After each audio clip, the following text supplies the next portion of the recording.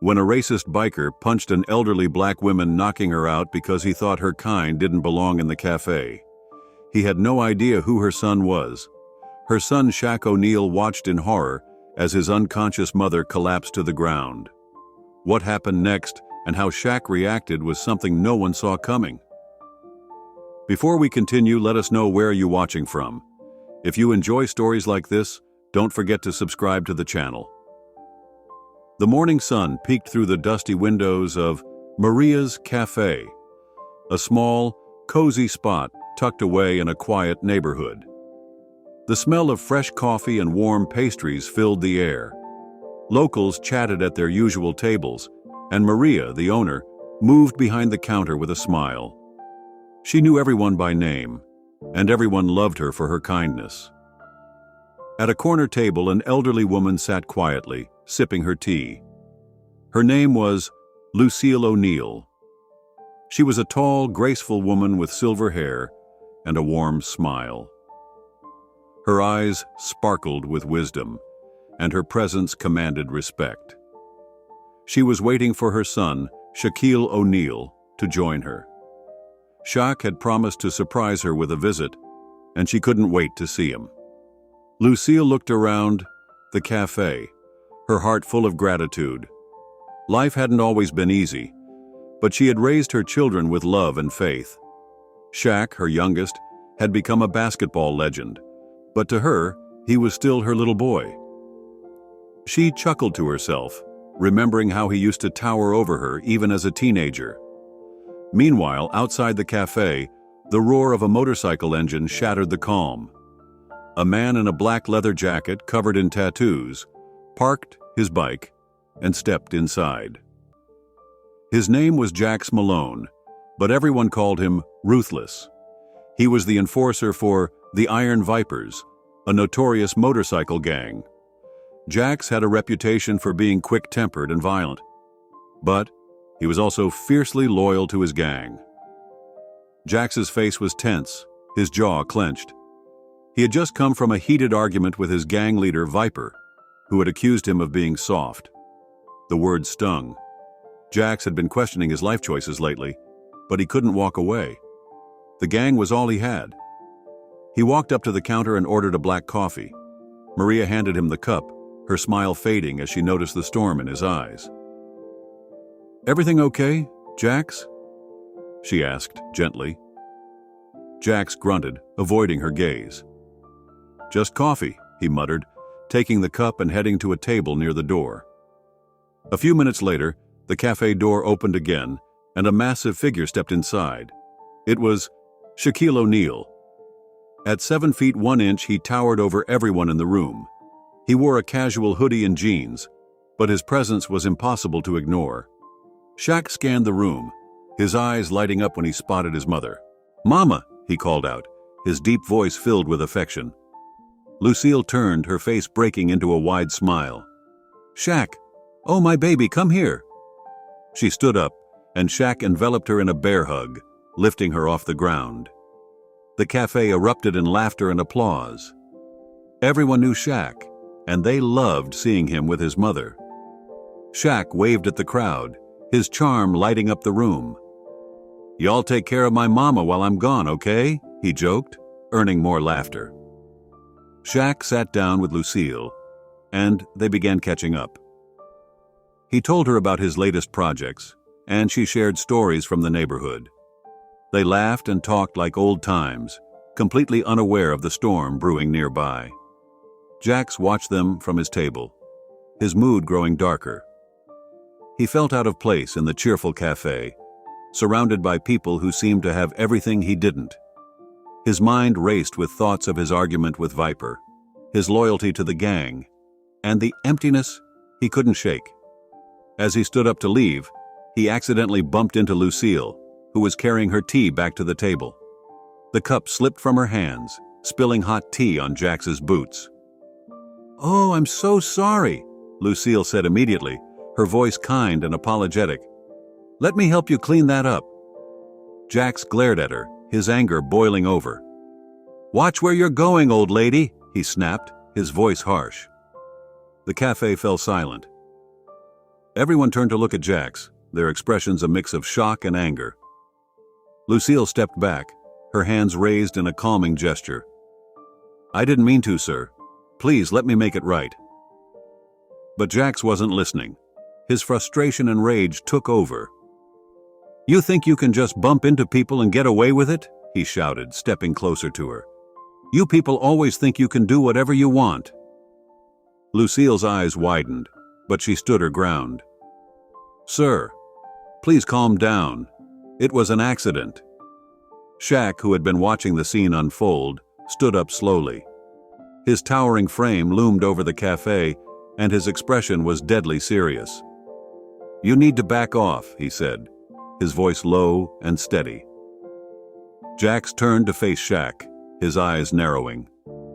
"Or what, big man? You gonna make me?" The tension in the room was palpable. Maria stepped out from behind the counter, her voice trembling.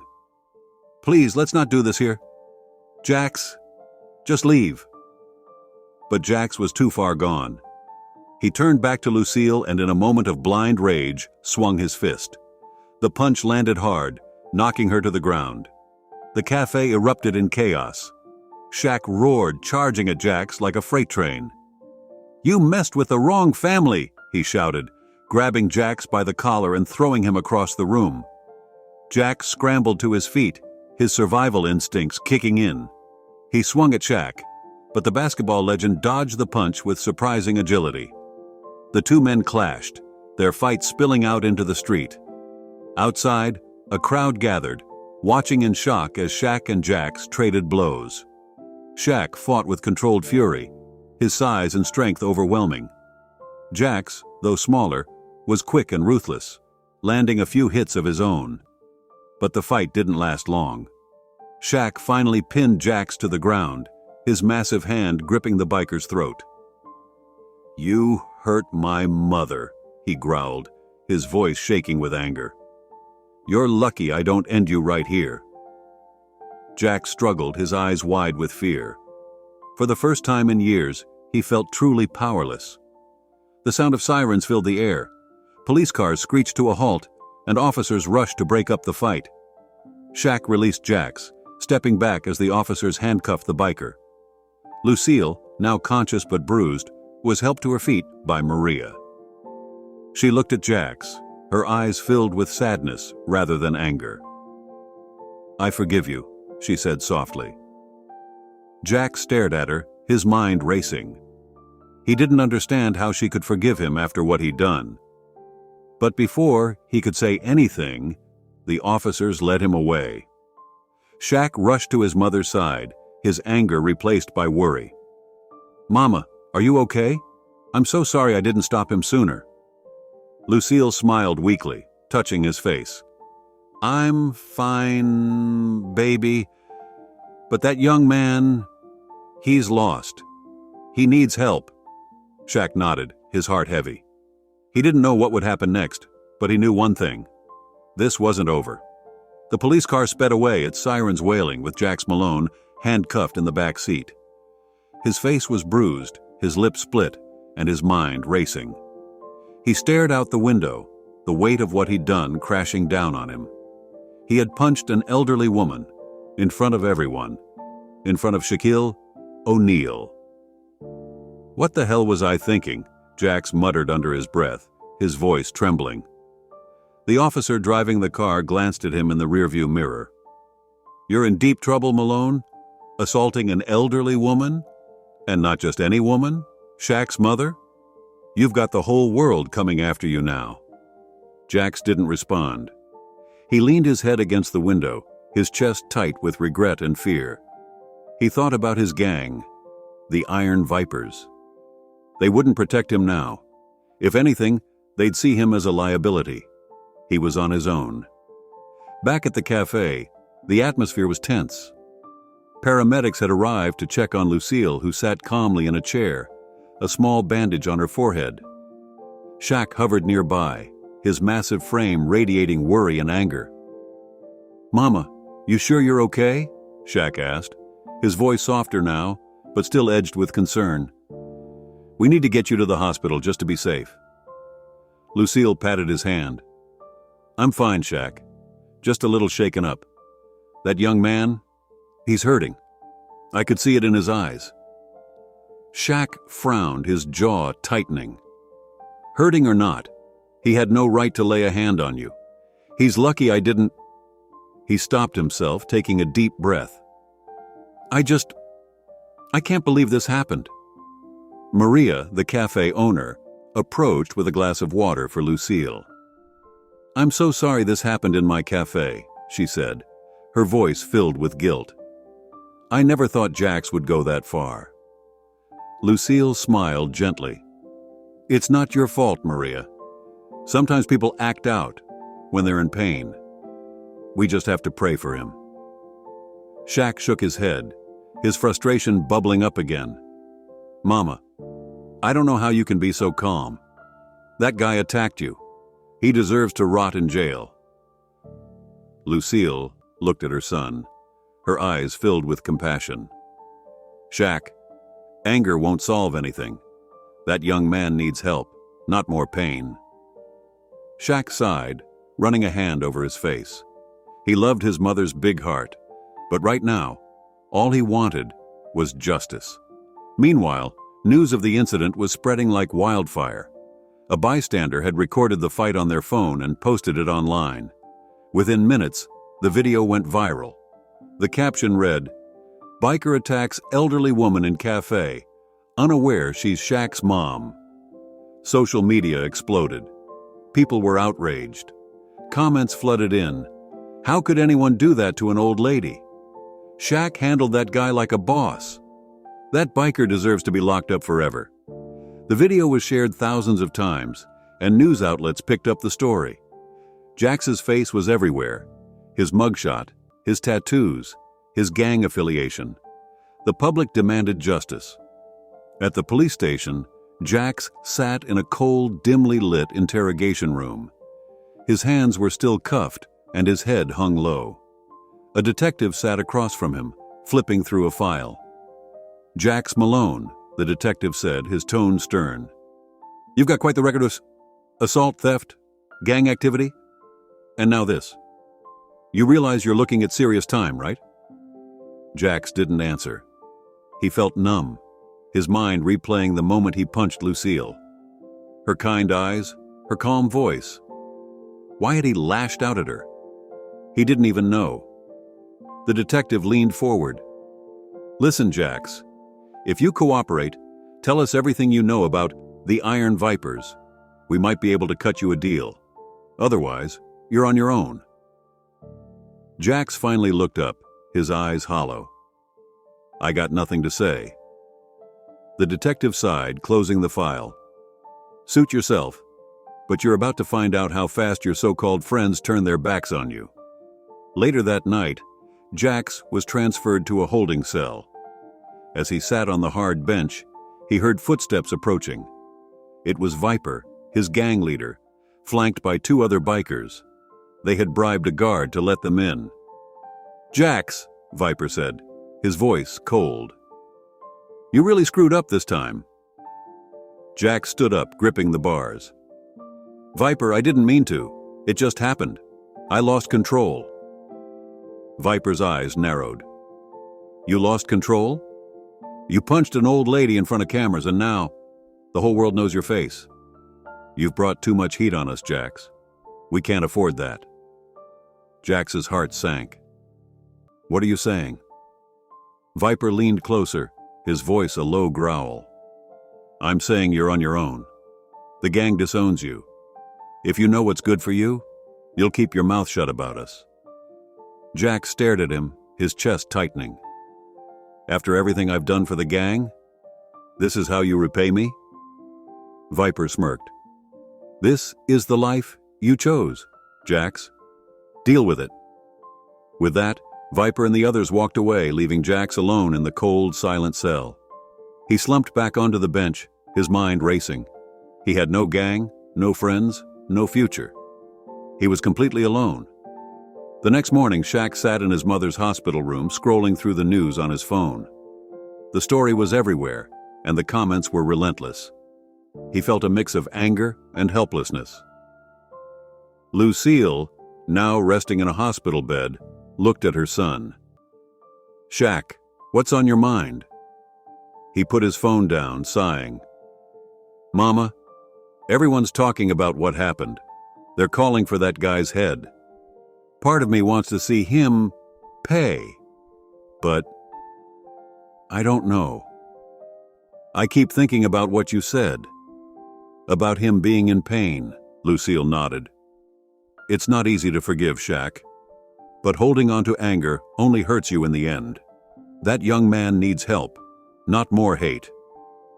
Shaq leaned back in his chair, staring at the ceiling. "I just don't know if I can do that, Mama. Not after what he did to you." Lucille reached out, taking his hand. "You don't have to figure it out right now. Just promise me you'll think about it." Shaq nodded slowly, his heart heavy. He didn't know what the future held, but he knew one thing: this wasn't over. The news of the cafe incident dominated headlines for days. Every major news outlet ran the story, and the viral video continued to spread like wildfire. People were outraged, and the public demanded justice for Lucille O'Neal. Hashtags like #Justice for Lucille and #Shaq Strong trended on social media, with millions of people voicing their support for Shaq and his mother. Shaq, however, was overwhelmed. He had always been a public figure, but this was different. This wasn't about basketball or his career. It was about his family. Reporters camped outside his house, and his phone buzzed nonstop with calls and messages. He tried to stay strong for his mother, but the weight of it all was crushing. One evening, Shaq sat alone in his living room, staring at the TV. The news was replaying the video of the fight, and the anchor was discussing Jax's criminal history. Shaq clenched his fists, his anger simmering just beneath the surface. His phone buzzed. It was a text from his sister, Aisha. "How's Mama doing? Let me know if you need anything." Shaq typed back, "She's okay, just resting. I'll keep you updated." He put his phone down and sighed. Aisha had always been the calm one in the family, the voice of reason. Shaq wished he could be more like her right now. But every time he closed his eyes, he saw Jax's fist connecting with his mother's face, and the rage came flooding back. The doorbell rang, snapping Shaq out of his thoughts. He opened the door to find his longtime friend and business partner, Mike, standing there with a concerned look on his face. "Hey, big man," Mike said, stepping inside. "How are you holding up?" Shaq shrugged, leading Mike to the living room. "I don't know, man. I'm trying to stay strong for Mama, but I'm angry. Really angry." Mike nodded, sitting down. "I get it. What that guy did was messed up. But you can't let this consume you, Shaq. You've got too much going for you." Shaq leaned back, running a hand over his face. "I know, but it's hard. Every time I think about it, I just want to, I don't know, do something." Mike studied him for a moment. "What does your mom say about all this?" Shaq hesitated. "She says I should forgive him, that he's hurting and needs help." Mike raised an eyebrow. "And what do you think?" Shaq sighed. "I don't know, man. Part of me wants to listen to her, but the other part, I just want him to pay." Mike nodded again. "It's not an easy choice. But whatever you decide, just make sure it's what you want. Not what the media wants. Not what the public wants. What you want." Shaq didn't respond. He knew Mike was right, but it didn't make the decision any easier. Meanwhile, Jax was in a holding cell, awaiting his court hearing. The days blurred together, and the reality of his situation was sinking in. He had no gang, no friends, and no one to turn to.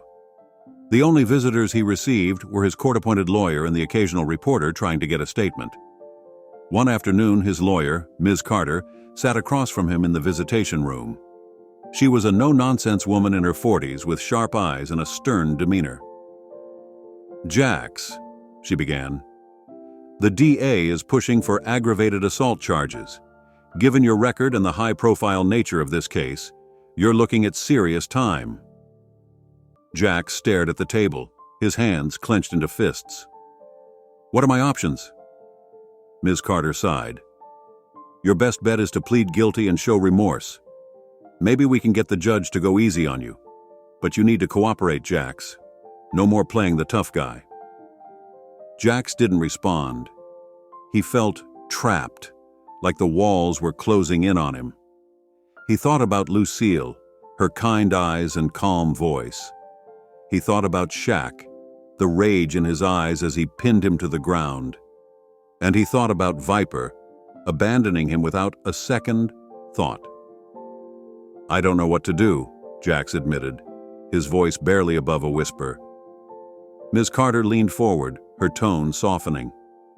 "Jax, this is your chance to turn things around. Take responsibility for what you've done. Show the court and the world that you're more than just a violent biker." Jax looked up, his eyes filled with doubt. "Do you really think that's possible?" Ms. Carter nodded. "It's not going to be easy, but it's possible. The first step is admitting you were wrong." Jack swallowed hard, his mind racing.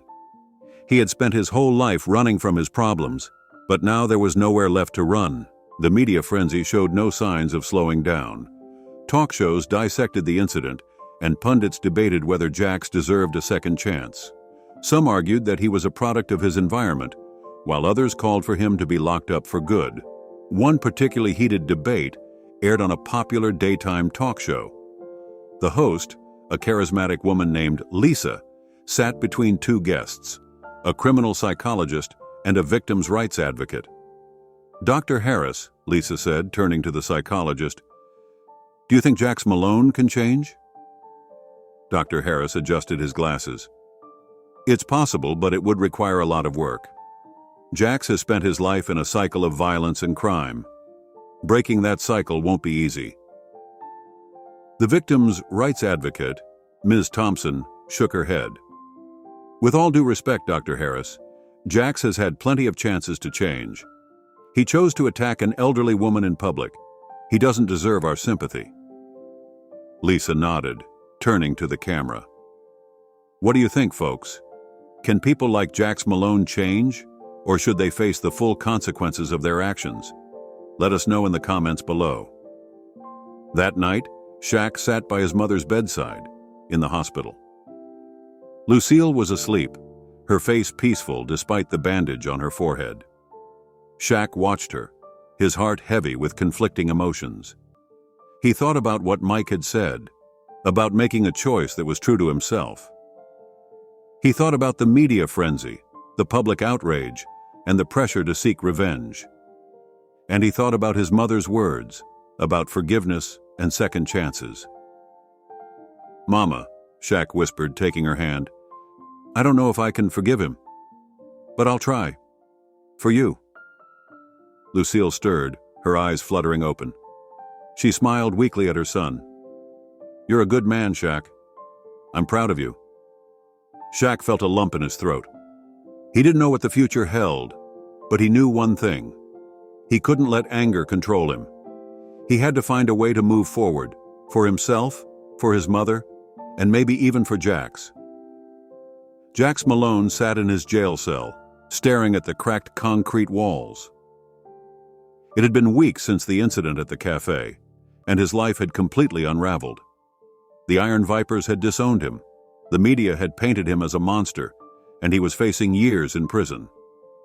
But for the first time in his life, Jax wasn't running from his problems. He was forced to face them. One day, his lawyer, Ms. Carter, visited him with unexpected news. "Jax, I just got off the phone with Shaquille O'Neal's legal team," she said, her tone cautious. "They've offered to meet with you." Jax's head snapped up, his eyes wide. "What? Why would they want to meet with me?" Ms. Carter shrugged. "I don't know the details, but they said it's important. This could be your chance to make things right." Jax hesitated, his mind racing. He didn't trust himself to face Shaq, let alone Lucille. But he knew this might be his only opportunity to apologize. "Okay," he said finally. "I'll do it." A few days later, Jax was escorted to a small meeting room in the courthouse. His hands were cuffed, and his heart pounded as he stepped inside. Sitting at the table were Shaq and Lucille O'Neal. Shaq's massive frame filled the room, his expression unreadable. Lucille, on the other hand, looked calm and composed, her eyes filled with kindness. Jax swallowed hard, his mouth dry. Hi," he stammered, unsure of what to say. Shaq nodded, stiffly. "Jax." Lucille smiled softly. "Thank you for agreeing to meet with us."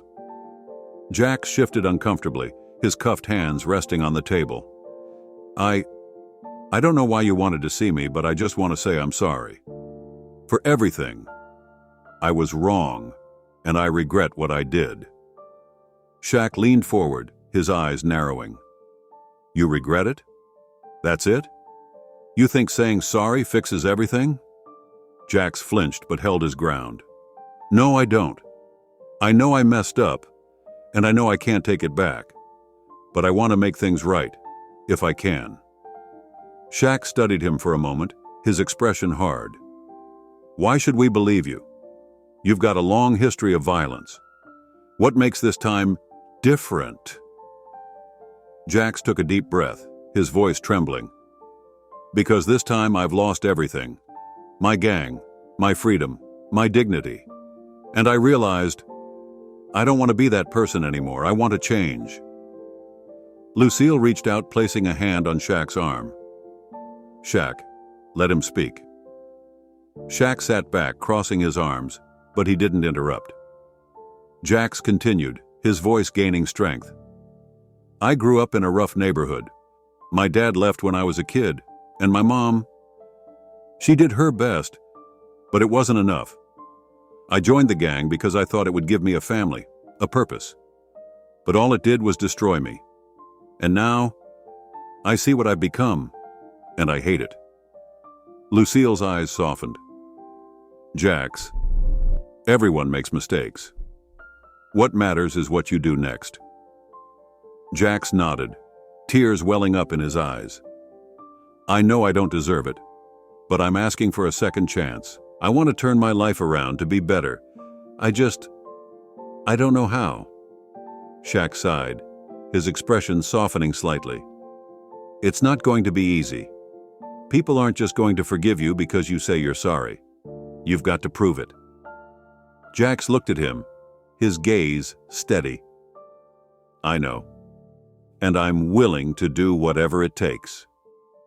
After the meeting, Shaq and Lucille left the courthouse in silence. Shaq was deep in thought, his mind wrestling with conflicting emotions. He wanted to hate Jax, to see him punished, but his mother's words kept echoing in his head. "Everyone deserves a second chance." "Mama," Shaq said finally, "do you really think he can change?" Lucille smiled, patting his arm.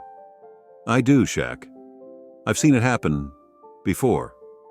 People can change if they're given the opportunity." Shaq nodded slowly. I don't know if I can forgive him." "Forgiveness isn't about him," Lucille said gently. "It's about you. Holding on to anger only hurts you in the end." Shaq sighed, running a hand over his face. "I'll think about it, Mama. That's all I can promise right now." Over the next few months, Jax worked tirelessly to turn his life around.